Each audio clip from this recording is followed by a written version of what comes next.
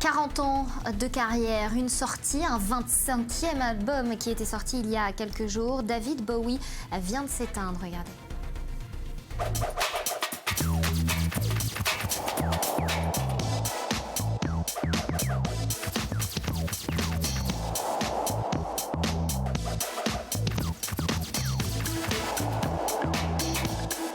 Son 25e album, Black Star, est sorti vendredi dernier, le jour de son 69e anniversaire. Un grand événement pour les fans de David Bowie. Mais pour eux, c'est encore Noël, puisqu'une grande rétrospective sur le chanteur britannique est en tournée. Après son succès à Londres, c'est à Groningue, aux Pays-Bas, que l'expo David Bowie s'est arrêtée. Partition originale, costumes, décors de scène, enregistrements, plus de 300 objets sont réunis pour dévoiler toutes les facettes de la prestigieuse carrière de l'artiste. Alors, l'annonce de la nouvelle de son décès a surpris un grand nombre de personnes. Ici, à la rédaction, tout le monde a été particulièrement ému. Et on reçoit justement Sandy Fortis, qui s'occupe de la culture sur I24. Sandy, qui va nous parler donc, qui vient d'arriver dans les studios. Merci Sandy de nous avoir rejoints. David Bowie, 69 ans, il venait de sortir donc son 25e album. Exactement, c'était vendredi, il fêtait à la fois son anniversaire, ses 69 ans, et la sortie de son album Black Star. Et c'est aujourd'hui que nous avons appris la nouvelle de son décès hier soir, après 18 mois de lutte contre un cancer. On vous sent essoufflé. Alors, essoufflé par la course que vous avez dû faire juste avant de venir dans le studio et puis par également cette émotion. Alors, vous le disiez, chanteur anglais avec plusieurs cordes à son arc. Exactement, il était également producteur de musique, compositeur et également acteur. Ça fait plus de 40 ans qu'il était sur scène, qu'il faisait une carrière comme on la connaît. Il s'est réinventé plusieurs fois par son style, par sa musique et par toutes ses différentes activités. C'est évidemment une très triste nouvelle pour ses fans qui se réjouissaient de ce 25e opus. Ils ne pourront malheureusement pas le voir sur scène. Il y a par contre en ce moment une exposition qui tourne, qui était à Londres et qui est passée désormais aux Pays-Bas, au musée de Groningue, qui justement était un hommage à David Bowie avec plus de 300 objets retraçant toute sa carrière, des titres originaux, des compositions, des clips, des vêtements, des costumes, des décors de scène. Donc voilà pour cette exposition itinérante à voir en ce moment aux Pays-Bas. Exactement. Merci beaucoup Sandy. On vous laisse reprendre votre souffle. On va à présent continuer à parler de cette marche républicaine d'hier avec émotion et sobriété. Ce sont peut-être les mots qui résument le plus l'hommage qui a été rendu hier aux victimes des attentats de janvier 2015. Paris, capitale du monde, hier avec un texte de Victor Hugo qui a été lu et célèbre Paris la résistante. Alors place de la République, il y a eu cet hommage musical mais aussi visuel avec un arbre planté sur la place qui symbolise le recueillement en mémoire des nombreuses victimes. Un récit de David Klesiewski. Un arbre du souvenir planté place de la République. Haut d'une dizaine de mètres, un chêne qui symbolise la force et l'espoir. Érigé en présence de la maire de Paris, Anne Hidalgo. Des hommages qui ont débuté ce matin.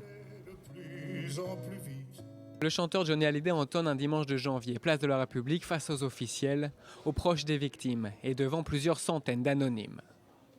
En sortant de la voiture présidentielle, François Hollande rejoint le Premier ministre, Manuel Valls, et la maire de Paris. Ensemble, ils dévoilent une plaque à la mémoire des victimes. Janvier et novembre. Les autorités rendent hommage aux Français tombés sous les balles des terroristes en 2015. Dépôt d'une gerbe de fleurs, lecture d'un texte écrit par Victor Hugo. Puis le chœur de l'armée française reprend les notes de Jacques Brel. La place de la République plonge ensuite dans le silence le temps d'une minute. Une cérémonie sobre et solennelle, sans discours politique, face à des Parisiens émus mais moins nombreux que prévu.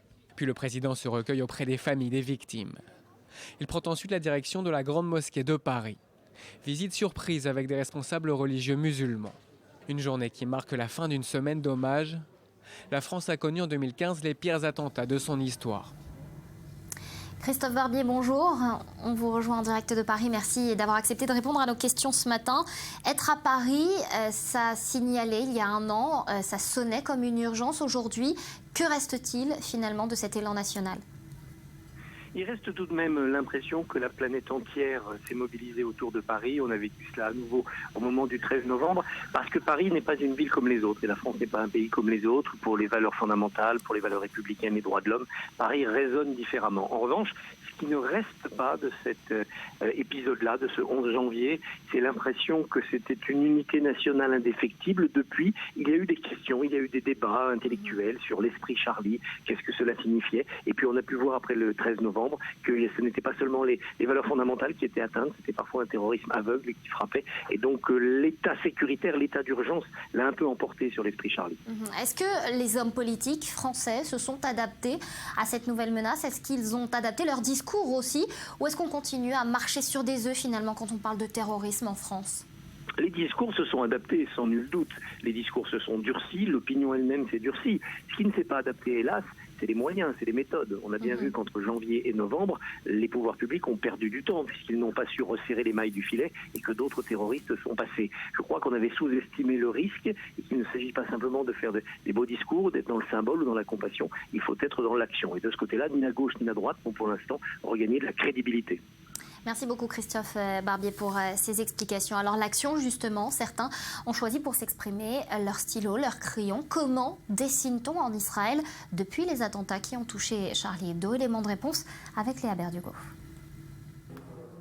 En Israël, le crayon plie mais ne rompt pas. Réunis pour un hommage à leurs confrères parisiens, les caricaturistes israéliens tiennent toujours leur place dans les quotidiens, même si la tuerie de Charlie Hebdo a changé leurs habitudes. Je ne dessinerai plus Mahomet. Bien sûr, je l'ai dessiné de nombreuses fois, mais je respecte la décision des membres de Charlie Hebdo de ne plus dessiner Mahomet. Je pense que lorsqu'il y a un conflit entre la liberté d'expression et le fait que les émotions de certains soient heurtées, quelquefois, vous devez vous taire. Libre et démocratique, c'est de cette manière que le pays est présenté par les caricaturistes qui, malgré tout, gardent leur causticité face aux politiques. Mais ils n'oublient pas que, comme Charlie Hebdo, ils peuvent être visés à tout moment. Je pense que cela peut arriver partout.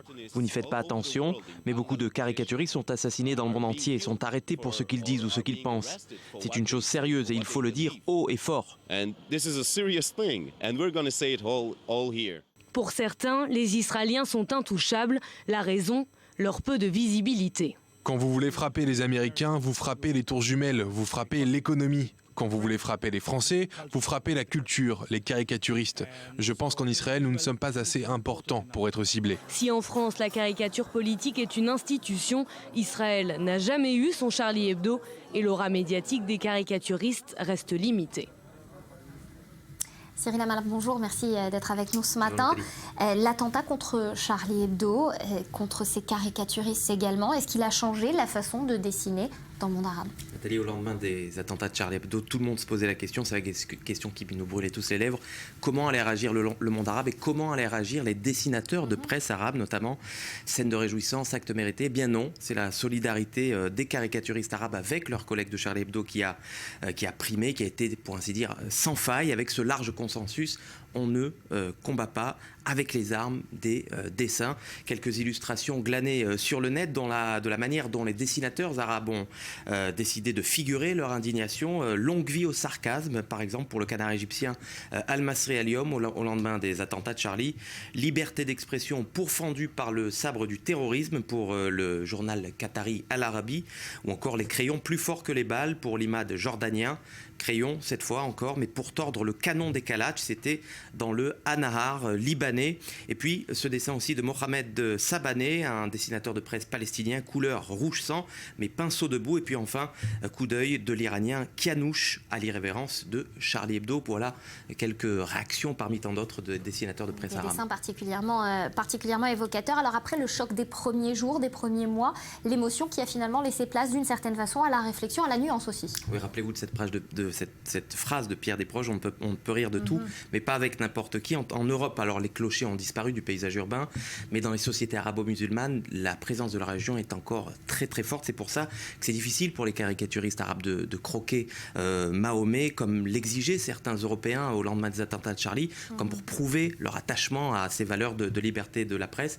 Alors après Charlie, on se souvient qu'il y avait les « je suis Charlie », il y avait « je ne suis pas Charlie », et puis il y avait ce qui représentait peut-être le plus les dessinateurs de presse arabe, et de manière générale le monde arabo-musulman, « je suis ni Charlie, ni Kouachi ». Alors d'autres n'étaient carrément pas Charlie, comme le quotidien algérien, Chourouk, vous allez le voir, dans lequel 12 dessinateurs de presse arabes avaient rejeté la une du dernier numéro de Charlie, qui reproduisait une fois de plus le prophète, ou encore le régime iranien beaucoup plus outrancier qui avait réédité, rappelez-vous, son concours international de caricature sur la Shoah, comme pour dénoncer une politique de deux poids deux mesures sur la liberté de la presse, avec d'un côté les juifs qui seraient intouchables et de l'autre Mahomet qu'on pourrait croquer à l'envi. Mais Nathalie, il faut être franc quand même, les caricaturistes arabes, pour les caricaturistes arabes, le combat se trouve quand même ailleurs que dans la figuration du prophète. Ils sont eux-mêmes confrontés à la censure du pouvoir dans leur propre pays. On se souvient de Kaïs El-Hilali, de ce dessinateur libyen qui avait été assassiné froidement par un sniper au moment où il caricaturait Kadhafi dans les rues de Tripoli, d'Akram Raslan, duquel on n'a plus de nouvelles depuis qu'il a été jeté en prison par le régime de Bachar, ou encore d'Ali Ferzad, ce Syrien également, caricaturiste sauvagement battu par les Mukhabarat. Et bien du coup, les dessinateurs de presse arabes se réfugient dans les réseaux sociaux plutôt que dans les périodiques papier. C'est beaucoup plus difficile à museler. Et pour clore votre propos, Cyril, un dernier sondage qui nous est parvenu, 75% des Français qui se disent justement encore aujourd'hui être Charlie. Merci beaucoup d'avoir été avec nous ce matin. Plus d'un an et demi après l'enlèvement de 3 adolescents israéliens en Cisjordanie, l'armée israélienne a arrêté le chef d'une cellule du Hamas liée à ce meurtre. Les explications de Joseph Emmanuel. Opération conjointe réussie entre l'armée israélienne et le service de sécurité intérieure. L'objectif était de démanteler une cellule terroriste du Hamas dans la ville de Hébron en Cisjordanie. Le groupe arrêté avait acheté des armes, des dizaines de fusils M16. Il prévoyait de mener une attaque sur la route 35, une route entre la ville palestinienne de Hébron et la ville israélienne d'Ashkelon. Le chef de la cellule terroriste est Mohamed Ali Kawasmeh. Il est le frère de l'un des terroristes responsables de l'enlèvement et de l'assassinat de 3 adolescents israéliens durant l'été 2014. Le mode opératoire de l'attaque était fin prêt. Un emplacement était déjà choisi pour fuir le plus rapidement possible une fois l'attaque commise. Les membres de la cellule ont été inculpés pour complot dans le but de commettre un meurtre, inculpés aussi pour association avec l'organisation terroriste du Hamas. Mais malgré la guerre sans répit qu'Israël mène contre le Hamas, le mouvement islamiste s'obstine à mener des attaques contre des cibles israéliennes, contre des cibles juives.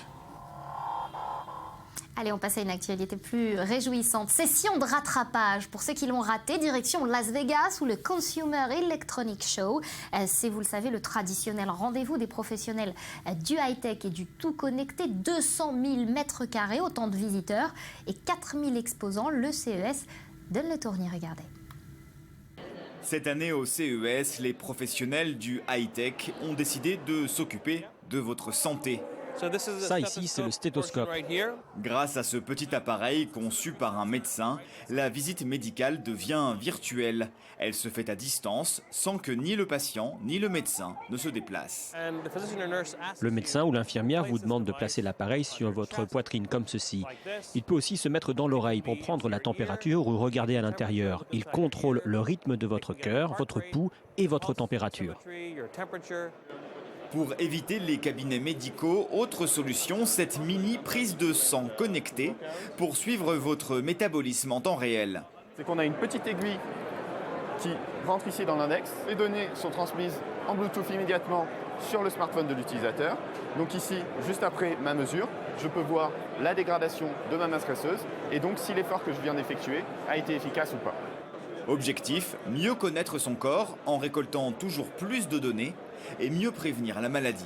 La prévention de l'apparition de maladies comme le diabète, des maladies cardiovasculaires ou même un certain nombre de cancers. Devenir acteur de sa santé. Donc on est en train petit à petit de se diriger vers ça. Les bébés non plus n'échappent pas au tout connecté avec ce patch thermomètre collé sous le bras pour surveiller la fièvre d'un enfant nuit et jour. Au lieu de faire un simple relevé de température, on a une vision continue, ce qui a plus de valeur parce que vous voyez les variations de température en temps réel. Les parents sont plus tranquilles. Il est tard, ils peuvent aller se coucher parce que notre thermomètre surveille la température de leur enfant. Et si elle montre qu'elle atteint un niveau d'alerte fixé par les parents, alors ils reçoivent une alerte et ils peuvent aller y jeter un coup d'œil. Le marché de la santé connectée pourrait, d'après les analystes, atteindre 30 milliards de dollars d'ici 2 ans. Seul obstacle, la confidentialité des données médicales impératives pour les utilisateurs. Les consommateurs sont d'accord pour partager leurs données s'ils ont l'impression que cela leur est utile. Mais quand il s'agit de leur santé, ils ne veulent partager leurs données qu'avec leur médecin.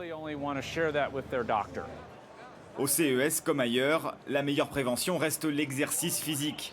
Les objets connectés pour mesurer son effort sont toujours les stars du salon.